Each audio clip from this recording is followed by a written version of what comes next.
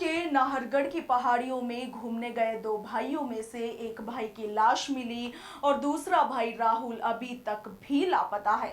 इस घटना को आज 12वां दिन है मगर पुलिस के पास अभी तक राहुल का कोई सुराग नहीं है। मगर इसी कड़ी में पुलिस क्या कुछ कह रही है और वहां पर अब पुलिस किस एंगल को ध्यान में रखते हुए राहुल की खोजबीन को आगे बढ़ा रही है, ये सवाल लगातार बना हुआ है। पुलिस क्या कुछ कार्रवाई कर रही है इस मामले में और कैसे इस मामले में अब राहुल की खोज हो रही है, इस विषय में क्या कुछ कह रहे हैं एसपी बजरंग सिंह शेखावत, आप भी सुनिए। एक युवक का जैसा कि आपको जानकारी है 2 तारीख को शव मिल गया था।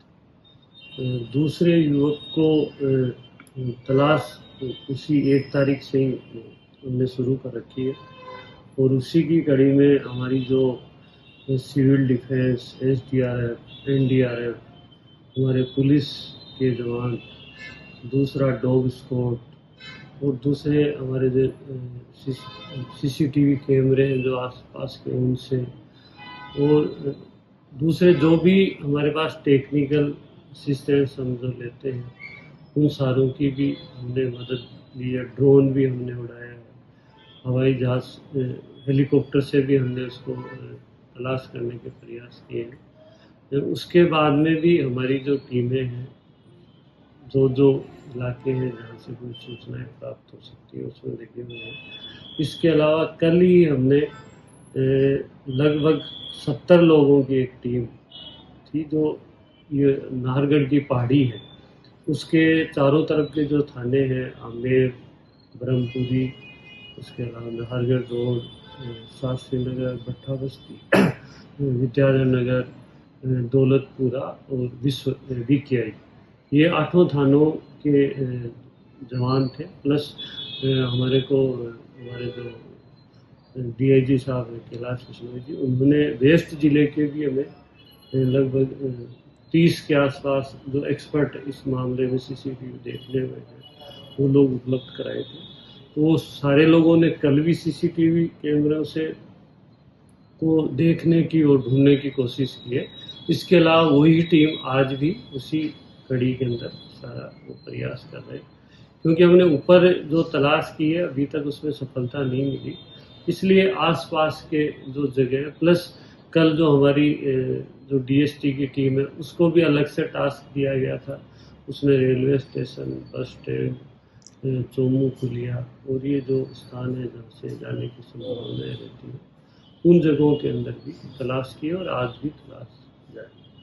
तो अब ये कि जो प्रयास है वो सारे टेक्निकल असिस्टेंस है उससे भी किए जा रहे हैं।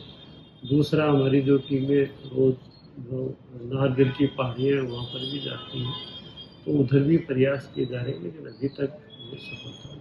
सर, आप लोगों ने टेक्निकली यानी कि मोबाइल की लोकेशन, लास्ट कॉल, इन तमाम चीज़ों को भी एनालिसिस किया है, तो क्या इससे भी किसी प्रकार का कोई संदिग्ध या किसी के साथ लगातार संपर्क जैसी बात सामने आई?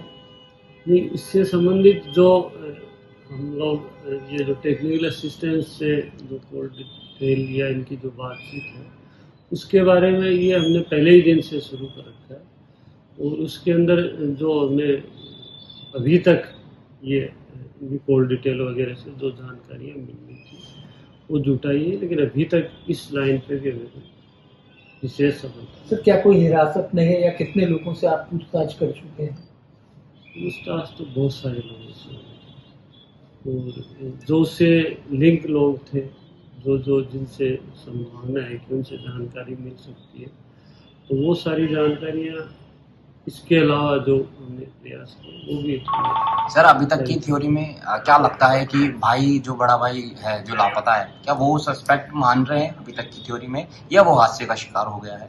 नहीं, अभी जब तक इसके बारे में कोई स्पेसिफिक कोई जानकारी नहीं मिल जाती तब हम ये नहीं कह सकते कि वो शक के दायरे में है या उनके साथ भी कोई घटना घटित हो गई है या वो भी कोई एक्सीडेंट का शिकार हो गया।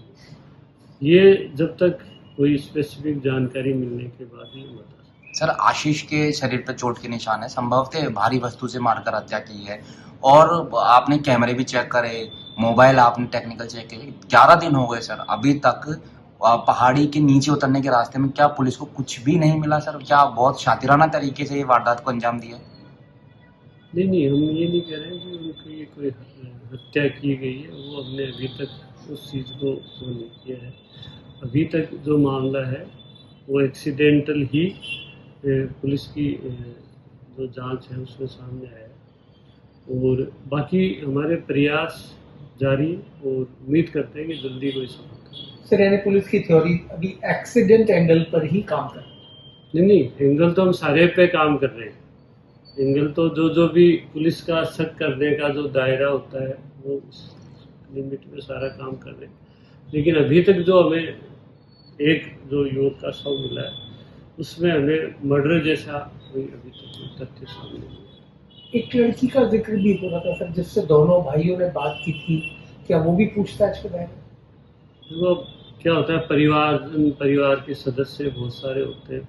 अब उनको हम जब तक हमारे पास कोई सूचना नहीं हो तो उनको उस शक के दायरे में लाने वाली बात तो नहीं कह सकते। लेकिन जो भी लोग इसमें हमें लगता है कि जिनसे पूछताछ होनी चाहिए वो जो जानकारी जुटानी चाहिए वो जुटा